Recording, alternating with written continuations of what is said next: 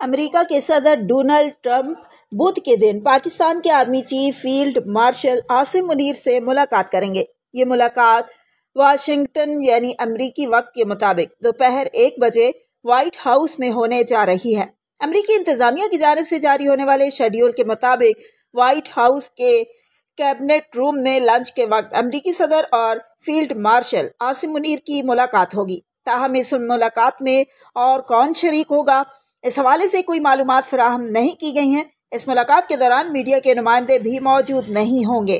یاد رہے کہ یہ ملاقات ایک ایسے وقت میں ہونے جا رہی ہے جب ایران پر اسرائیل کے 13 جون کو ہونے والے حملے کے بعد سے دونوں ممالک کے درمیان تنازع شدت اختیار کر چکا ہے، اور اس وقت یہ چہمگوئیاں جاری ہیں کہ آیا امریکہ خود بھی ایران کے خلاف کارروائی کا حصہ بنے گا یا نہیں۔